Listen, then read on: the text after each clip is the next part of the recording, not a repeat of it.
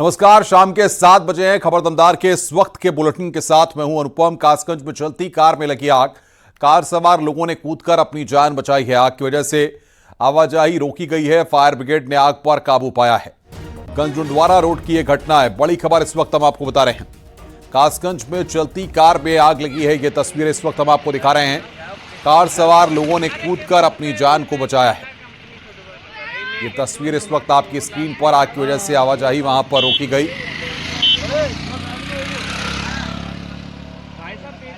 Fire brigade ने आग पर काबू पाया है।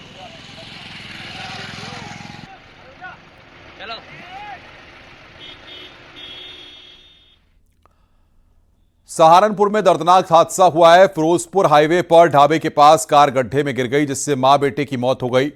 3 लोग गंभीर रूप से घायल हो गए हैं। जानकारी के मुताबिक हादसा हरिद्वार से लौटते वक्त हुआ। बताया जा रहा है कि ड्राइवर को झपकी आ गई, जिससे कार का संतुलन बिगड़ गया। कार पहले डिवाइडर से टकराई, फिर हाईवे किनारे बने एक गहरे गड्ढे में जा गिरी। कार सवार लोग हरियाणा के रहने वाले थे और हरिद्वार गंगा स्नान कर लौट रहे थे। इसके अंदर मेरी मदर और मेरे ब्रदर की डेथ होगी, दोनों की। और जो मेरे ब्रदर की डेथ हुई उसकी वाइफ इस टाइम 32 में आईसीयू के अंदर है और उसका एक 6 महीने का बच्चा है। एक मेरा बीच वाला भाई है, उसका बेटा साथ गया हुआ था, उसके भी बहुत चोट लगी है, वो भी वहीं पीजीआई में है इस टाइम। और हम अपने ब्रदर की और मदर की पोस्टमार्टम के लिए यहाँ पे खड़े हैं सहारनपुर आए हुए सब गृह के अंदर। गाजियाबाद में पुलिस ने थूक से मसाज करने वाले आरोपी को गिरफ्तार कर लिया। एक वीडियो वायरल हुआ था, जिसमें आरोपी थूक लगाकर ग्राहक के चेहरे की मसाज करता दिख रहा था। यह वीडियो वेव सिटी थाना इलाके के एक सैलून का था। वायरल वीडियो का पुलिस ने संज्ञान लिया है और आरोपी अरशद अली को हिरासत में लेकर पूछताछ शुरू कर दी है। पूछताछ में आरोपी ने अपना जुर्म कबूल कर लिया है।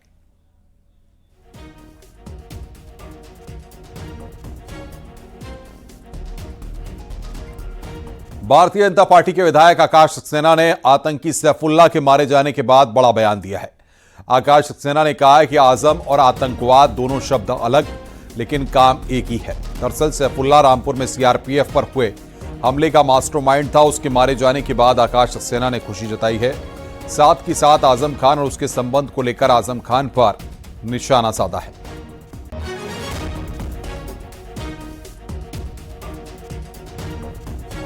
31 दिसंबर 2007 की रात जब यहाँ सीआरपीएफ पर हमला हुआ था, तो उसमें मास्टरमाइंड के रूप में सैफुल्लाह का नाम प्रकाश में आया था।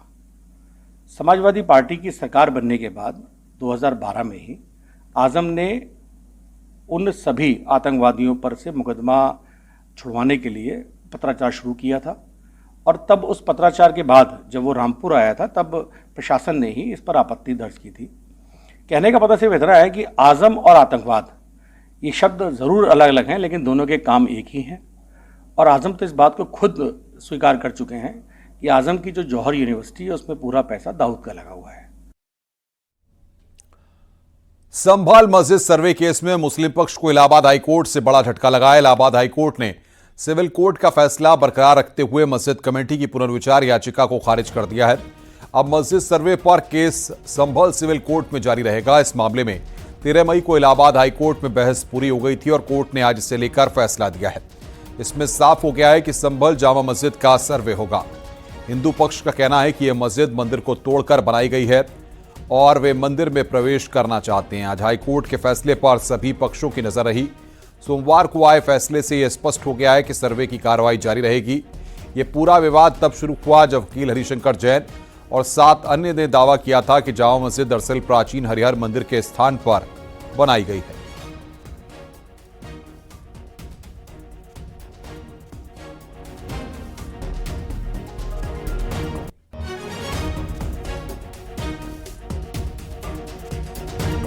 मस्जिद सर्वे पर रोक से हाईकोर्ट का इंकार, ये बड़ी खबर इस वक्त हम आपको बता रहे हैं। सिविल कोर्ट में केस जारी रहेगा। इस वक्त की बड़ी खबर, कोर्ट के रिकॉर्ड में होगी सर्वे रिपोर्ट। आज इलाहाबाद हाईकोर्ट ने संभल के सर्वे मामले में मुस्लिम पक्ष ने जो रिवीजन फाइल किया था, उस रिवीजन को खारिज कर दिया है और ये कहा है कि वो सर्वे सही था। सर्वे आदेश पारित करने में कोई त्रुटि नहीं थी। यानी जो भी वहाँ सर्वे हुआ था अब वो रिपोर्ट पढ़ी जाएगी और रिकॉर्ड का पार्ट होगा। सर, अब मुस्लिम पक्ष की तरफ से तो जाके की कार्रवाई क्या देखते हैं? भाई देखिए, हमेशा जो आदमी हारता है ऊपर ज़्यादा जाता है। अब हाई कोर्ट बस सुप्रीम कोर्ट। तो जब मुस्लिम पक्ष अब सुप्रीम कोर्ट जाने के लिए बैठा, आप तैयार हैं पूरा उसके लिए? अब वो आएगा नहीं आएगा तो उनकी इच्छा है, पर वो आता है तो हम स्वागत करने के लिए मैं तैयार बैठे हैं, कोई दिक्कत नहीं। देखिए, बहुत ही महत्वपूर्ण निर्णय है ऑनरेबल इलाहाबाद हाईकोर्ट का। और जितने लोगों ने देश में भ्रम फैलाया था कि ऑनरेबल सिविल जज सीनियर डिवीजन चंदौसी ने 19 नवंबर को सर्वे कमिश्नर जो अपॉइंट किया था वो गलत अपॉइंट किया था और उस अपॉइंटमेंट करने से पहले मस्जिद कमेटी को सुनना चाहिए था, ये एक बात पूरे देश में फैलाई गई थी कि हमें बिना सुने कैसे सर्वे कमिश्नर को नियुक्त कर दिया गया। आज उस प्रपोजिशन ऑफ लॉ को कोर्ट ने सिरे से खारिज कर दिया है। सिंपल प्रपोजिशन ऑफ लॉ है कि कोर्ट ऑर्डर 26 रूल 9 और 10 की पावर के एक्सरसाइज में सर्वे कमिश्नर नियुक्त कर सकती है। उस समय किसी को सुनने की कोई जरूरत नहीं है। लॉ का मैंडेट सिर्फ इतना है कि जब सर्वे कमिश्नर मौके पे सर्वे करने जाएंगे तब वो दोनों पक्षों को उनकी मौजूदगी में सर्वे करेंगे।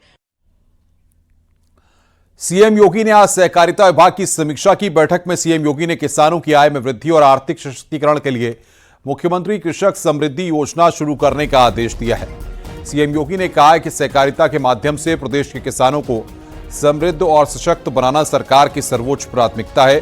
किसानों की आय में वृद्धि को प्राथमिक मुद्दों में शामिल करने को कहा है। सीएम योगी ने सहकारी क्षेत्र में खाली बैंकिंग और नॉन बैंकिंग पदों को जल्द से जल्द भरने के आदेश दिए हैं।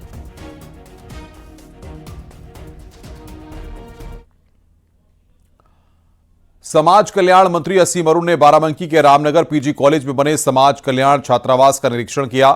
निरीक्षण में मंत्री ने कई कमियां पकड़ी। 5 लाख रुपए रिनोवेशन के लिए दिए गए थे, जिनकी बंदरबांट की बात सामने आई है। मंत्री ने तत्काल प्रभाव से जिला समाज कल्याण अधिकारी समेत 2 अधिकारियों को सस्पेंड कर दिया है और मामले की जांच विभाग के डिप्टी डायरेक्टर को सौंप दी है। 71 स्विच बोर्ड दिखाए जा रहे हैं नए, किंतु एक भी नया स्विच बोर्ड मुझको नहीं मिला। ट्यूबलाइट जितनी दिखा जा रही नई, उसके अनुपात में बहुत कम दिखाई दे रही है। स्वयं मेरे भौतिक निरीक्षण में ये बड़ी कमी दिखी है, जिसके लिए समाज कल्याण अधिकारी को, इस छात्रावास के लिए जिम्मेदार अधीक्षक को तत्काल प्रभाव से निलंबित किया था। ये लोग लखनऊ पहुंचेंगे, वहाँ पे जाकर के निलंबित अवस्था में रहेंगे। डिप्टी डायरेक्टर अयोध्या को मैं तुरंत बुला रहा हूँ, वो आकर के गहनता से इसकी जांच करेंगे। इंजीनियर के साथ में जो गड़बड़ियाँ इसमें हुई हैं उसकी रिपोर्ट मुझे मिलेगी और उसके संबंध में एफआईआर भी दर्ज होगी और जिन्होंने गड़बड़ी की है उनके खिलाफ प्रशासनिक कार्रवाई होगी। Thank you. मुख्यमंत्री योगी आदित्यनाथ ने अखिलेश यादव और डिप्टी सीएम ब्रजेश पाठक के बीच विवाद पर प्रतिक्रिया दी है। उन्होंने इशारों में अखिलेश को नसीहत भी दी है। सीएम योगी ने लिखा कि एसपी से किसी आदर्श आचरण की अपेक्षा करना बेकार है, लेकिन सभ्य समाज में ऐसे अभद्र बातें नहीं हो सकती। देखिए report.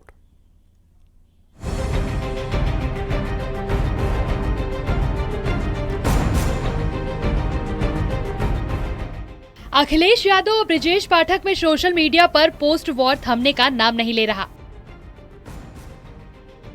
Deputy CM Brajesh Pathak ने फिर से लंबा चौड़ा पोस्ट लिखकर समाजवादी पार्टी पर तंज कसा है। ब्रजेश पाठक ने लिखा, डीएनए में खराबी से हमारा मतलब किसी व्यक्ति विशेष से नहीं, बल्कि आपकी पार्टी की राजनीतिक सोच से है। डीएनए में खराबी का मतलब यह है कि आपकी पार्टी की राजनीति की बुनियाद ही जातिवाद और तुष्टीकरण पर टिकी रही है और आज भी टिकी हुई है। ब्रजेश पाठक के पोस्ट पर अखिलेश यादव ने भी पलटवार किया। अखिलेश यादव ने पोस्ट कर लिखा है, खाली बैठे लोग बात आगे बढ़ाते हैं, काम करने वाले आगे बढ़ जाते हैं। सोशल मीडिया पर जारी पोस्ट वॉर पर अब सीएम योगी ने भी नसीहत दे डाली है। सीएम योगी ने पोस्ट कर लिखा है, एसपी नेता सोशल मीडिया हैंडल्स की समीक्षा करें, समाजवादी पार्टी अपनी भाषा मर्यादित रखे। सीएम योगी ने लिखा कि भाषा संयमित और गरिमापूर्ण होनी चाहिए, लेकिन समाजवादी पार्टी से आदर्श और आचरण की अपेक्षा करना बेकार है। अभद्र बयान सभ्य समाज सहन नहीं कर सकता। ब्रजेश पाठक और अखिलेश यादव के बीच डीएनए को लेकर किए पोस्ट पर सोशल मीडिया पर जंग छिड़ी हुई है। इसे लेकर बीजेपी कार्यकर्ताओं ने समाजवादी पार्टी का पुतला भी फूंका और विरोध प्रदर्शन किया था। न्यूज़ 18 के लिए ब्यूरो रिपोर्ट। वहीं इस पूरे मामले को लेकर समाजवादी पार्टी और बीजेपी आमने सामने आ चुकी है। एसपी प्रवक्ता ने पूछा है कि आखिर भाषा की मर्यादा को तोड़ती हुई यूपी की राजनीति किस तरफ जा रही है, इसके पीछे मकसद क्या है। वहीं बीजेपी ने कहा है कि पोस्टर वॉर किसके इशारे पर चल रहा है, क्या अखिलेश खुद शय दे रहे हैं। समाजवादी पार्टी के कार्यकर्ता और उनका जो एक्स का हैंडल है वो लगातार अराजकता करता है। अखिलेश यादव के संरक्षण में ये लोग मर्यादाओं का उल्लंघन करते हैं, गाली गलौज की भाषा का प्रयोग करते हैं। और पूर्व में सबको याद होगा कि समाजवादी पार्टी मीडिया सेल के हैंडलर को जब पुलिस ने गिरफ्तार किया था गाली गलौज करने के लिए, मर्यादा की शुचिता को तोड़ने के लिए, तो अखिलेश यादव उनको बचाने के लिए दौड़े दौड़े डीजीपी ऑफिस तक गए। ब्रजेश पाठक जी अपने राजनीतिक प्रतिद्वंदियों को गाली देकर राजनीति में तरक्की पाने की आदत में आ चुके हैं। डीएनए विवाद पर कैबिनेट मंत्री संजय निषाद का रिएक्शन आया। संजय निषाद ने कहा कि जिन पार्टियों के पास कोई मुद्दा नहीं है, जिन्हें जनता ने नकार दिया है, वो सुर्खियों में रहने के लिए इस तरीके का उल्टा सीधा बयान दे रहे हैं। जिसको समाज ने, जनता ने नकार दिया है, वो ऐसे ही सुर्खियों में रहने के लिए, जिंदा रहने के लिए ऐसे ही उल्टा पुल्टा बयान देते रहते। जिसको जनता ने नकार दिया उसके बातों का कोई जवाब नहीं। दिल्ली में 24 मई को नीति आयोग की बैठक होगी, जिसकी अध्यक्षता पीएम मोदी करेंगे। बैठक में सीएम योगी आदित्यनाथ नीति आयोग के समक्ष यूपी की उपलब्धियों और जरूरतों का विवरण रखेंगे, जिसके लिए सीएम योगी ने अफसरों को रिपोर्ट बनाने के निर्देश दिए हैं। इस बैठक में सीएम योगी उत्तर प्रदेश को $1 ट्रिलियन इकोनॉमी बनाने के लिए उठाए जा रहे कदमों की जानकारी देंगे और केंद्र से मदद की अपेक्षाओं के बारे में भी बातचीत करेंगे। योगी आदित्यनाथ नीति आयोग की बैठक में उत्तर प्रदेश की जरूरतें और उपलब्धियों के बारे में चर्चा करेंगे। यही नहीं, मुख्यमंत्री योगी आदित्यनाथ 24 मई को नीति आयोग की बैठक में जब प्रतिभाग करेंगे, उसमें सीधे तौर पर मुख्यमंत्री योगी आदित्यनाथ 1 ट्रिलियन इकोनॉमी के लक्ष्य को उत्तर प्रदेश कैसे हासिल कर रहा है, इन सभी मुद्दों का जो विवरण हो वो भी रखा जाएगा इस बैठक में। 24 मई को नीति आयोग की बैठक दिल्ली में आयोजित होगी और इस उत्तर प्रदेश लगातार डिजिटल इंडिया के कदम में अहम योगदान निभा रहा है। वहीं योगी सरकार अब 1990 के पहले के सभी संपूर्ण राजस्व दस्तावेज के डिजिटलाइजेशन की तैयारी में जुट गई है। दस्तावेजों को सुरक्षित रखने के लिए जल्द ही संस्था का चयन किया जाएगा। उत्तर प्रदेश में राजस्व अभिलेखों को सुरक्षित रखने के लिहाज से मुख्यमंत्री योगी आदित्यनाथ ने स्पष्ट निर्देश दिए हैं कि 1990 से पहले के जो राजस्व अभिलेख हैं, इनका डिजिटलाइजेशन किया जाए और इसके लिए मुख्यमंत्री योगी आदित्यनाथ ने अफसरों को निर्देशित भी कर दिया है। दरअसल 1990 से पहले के जो राजस्व अभिलेख हैं वो डिजिटलाइज हो जाएंगे, जिससे कि उत्तर प्रदेश के हर व्यक्ति को आसानी होगी। यही नहीं, जो जमीन से जुड़े तमाम मामले हैं उनके निस्तारण में भी आसानी हो जाएगी। कैमरामैन गोपी गिरी के साथ संकेत मिश्रा, न्यूज़ 18 लखनऊ। फिल्म अभिनेता गोविंदा रामनगरी अयोध्या पहुंचे थे। गोविंदा भक्ति भाव में डूबे नजर आए। सबसे पहले उन्होंने हनुमानगढ़ी के दर्शन किए और फिर राम जन्मभूमि पहुंचकर भगवान राम के दर्शन भी किए। आपको बता दें कि गोविंदा गोंडा में आयोजित एक तिलक समारोह में भाग लेने के लिए पहुंचे थे। वापसी के दौरान उन्होंने हनुमानगढ़ी और राम जन्मभूमि पहुंचकर दर्शन पूजन किया।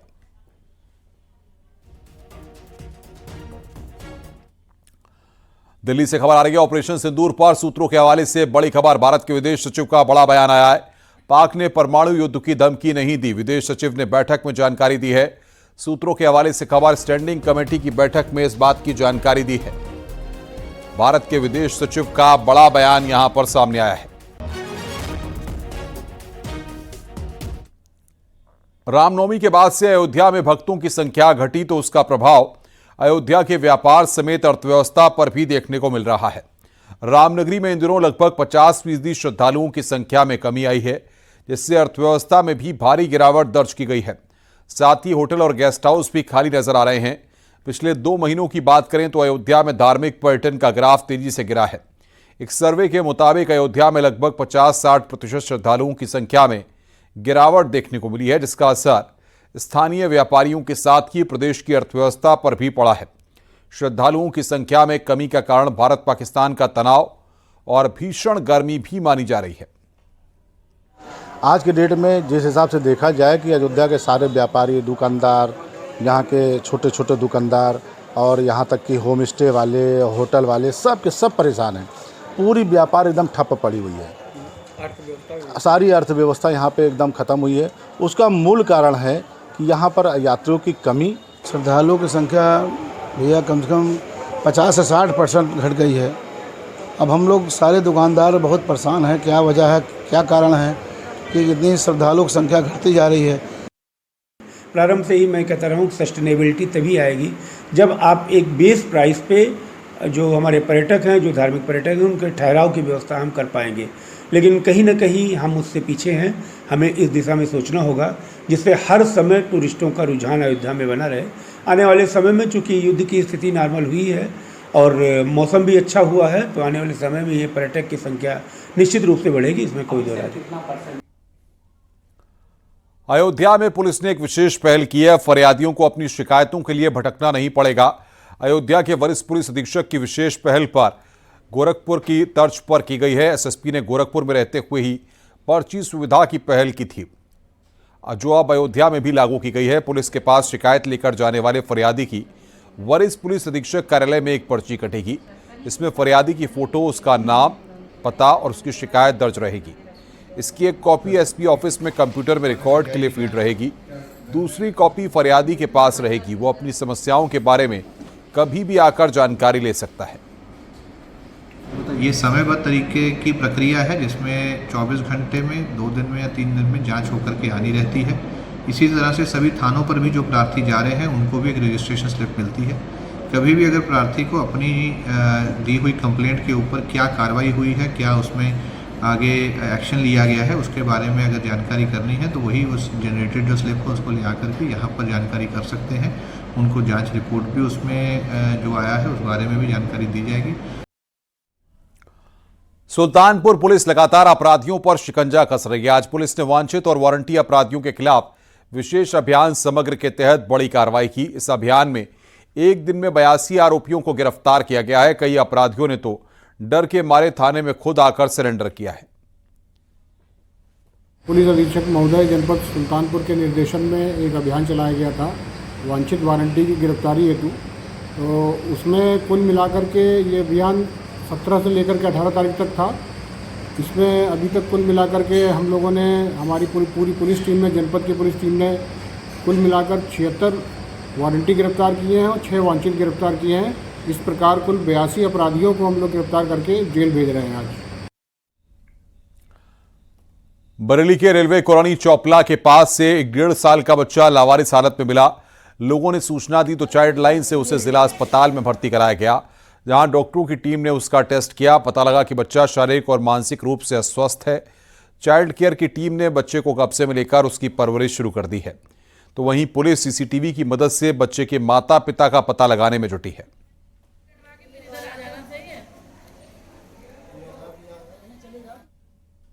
बच्चा थोड़ा सा अनकॉन्शियस भी था और उसमें यह है कि बच्चे की पूरी हेल्प करी जा रही है।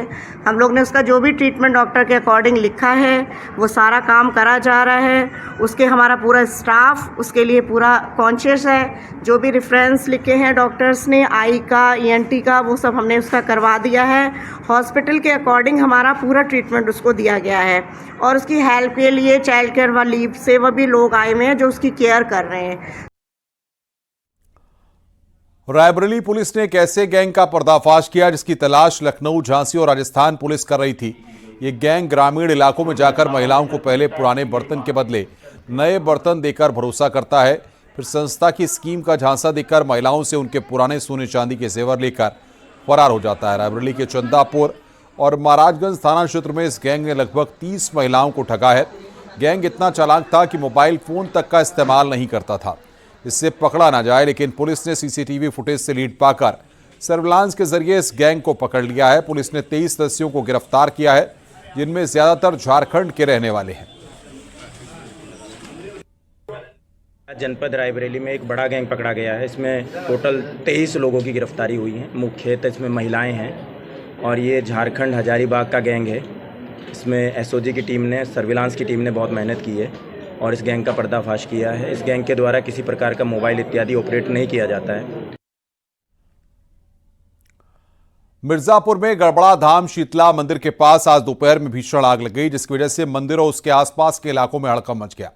लोग जान बचाकर भागते दिखाई दिए। मौके पर पहुंची फायर ब्रिगेड ने किसी तरह से आग पर काबू पाया। इस बीच एक झोपड़ी और उसके आसपास मौजूद दुकान आग की चपेट में आने से जलकर खाक हो गई। 5 बाइक भी जल गईं। पुलिस का कहना है कि झोपड़ी में श्रद्धालु खाना बना रहे थे, इसी दौरान आग लग गई। स्थित गड़बड़ा धाम शीतला मंदिर के 200 मीटर की दूरी पर एक छप्पर के नीचे कुछ श्रद्धालुओं द्वारा खाना बनाया जा रहा था। इसी दौरान आकस्मिक रूप से गैस से छप्पर में आग लग जाने के कारण 5 मोटरसाइकिल क्षतिग्रस्त हो गई हैं। इसके अलावा कोई अन्य दुकान नहीं जली है, न ही कोई जनहानि हुई है। फायर ब्रिगेड व पुलिस के द्वारा आग पर तुरंत नियंत्रण पा लिया गया है। मौके पर कानून एवं शांति व्यवस्था की स्थिति सामान्य है। कासगंज में पुलिस को बड़ी सफलता मिली है। पुलिस ने लाखों की चोरी का खुलासा कर दिया है। पुलिस ने एक शातिर चोर को गिरफ्तार किया है। उसके कब्जे से चोरी किए हुए सोने चांदी के जेवरात भी बरामद कर लिए गए हैं। बरामद किए गए सोने चांदी के जेवर की कीमत 15 लाख रुपए है। मामला आवास विकास कॉलोनी का है। फिलहाल पकड़े गए शातिर चोर को जेल भेज दिया गया है और इस गैंग से जुड़े अन्य लोगों की तलाश शुरू कर दी गई है। पुलिस के अनुसार पकड़ा गया बीरपाल शातिर किस्म का अपराधी है, जिस पर 13 आपराधिक मामले दर्ज हैं।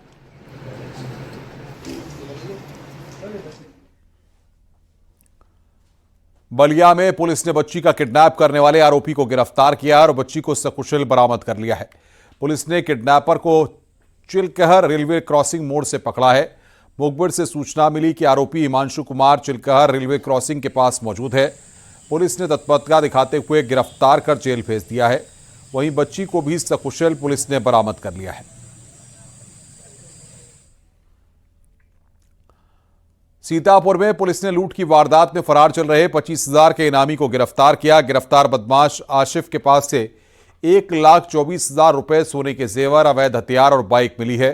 बदमाश पर पुलिस ने 25,000 का इनाम रखा हुआ था। बदमाश आशिफ लखीमपुर खीरी का रहने वाला है। आशिफ पर सीतापुर सहित लखीमपुर में लूट, चोरी सहित धोखाधड़ी के करीब 9 मुकदमे दर्ज हैं।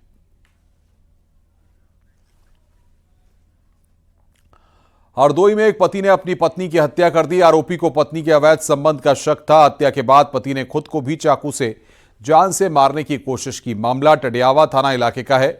आरोपी को लखनऊ ट्रामा सेंटर रेफर कर दिया गया है। पूछताछ में आरोपी ने बताया कि उसकी पत्नी के किसी व्यक्ति से संबंध होने का शक था। इसी बात को लेकर दोनों के बीच विवाद हुआ। गुस्से में आकर उसने पत्नी की हत्या कर दी।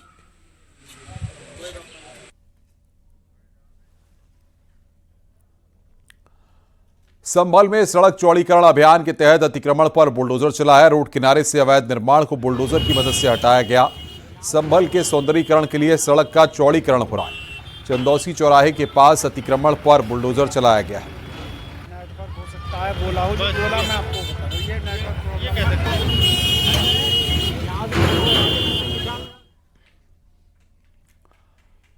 संभल कोतवाल की कुर्सी पर बैठे संत प्रबोधानंद सरस्वती का फोटो वायरल हो रहा है। बराबर वाली कुर्सी पर तत्कालीन कोतवाल विनोद कुमार मिश्रा भी दिख रहे हैं। मामला बहजोई कोतवाली का बताया जा रहा है।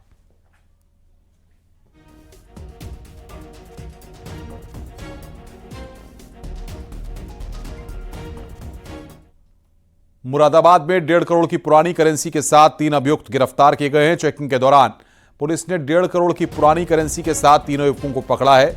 वहीं 3 अभियुक्त मौके से फरार हो गए। जानकारी के मुताबिक गिरोह 10% कमीशन पर करेंसी बदलने का काम करता था।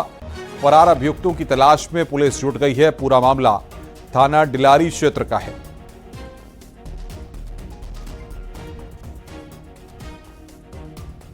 रियाज और यासीन जो अगली टीम है उनके पास सत्तार के पास ले आती थी और सत्तार को पुराने वाले नोट सब देने के बाद 10% उनको नए नोट बजी से मिल जाते थे और वो ये लोग आपस में उसका बंटवारा कर लेते थे।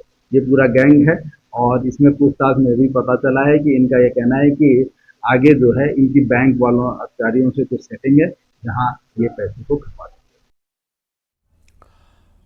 ताजनगरी आगरा में मेट्रो स्टेशन पर पुलिस प्रशासन ने मॉकड्रिल की है। मॉकड्रिल के दौरान कैसे आतंकियों से निपटा जाए, इसकी पूरी तैयारी देखी गई।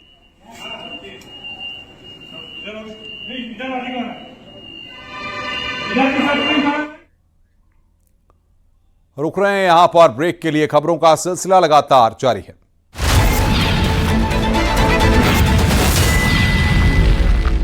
Headlines presented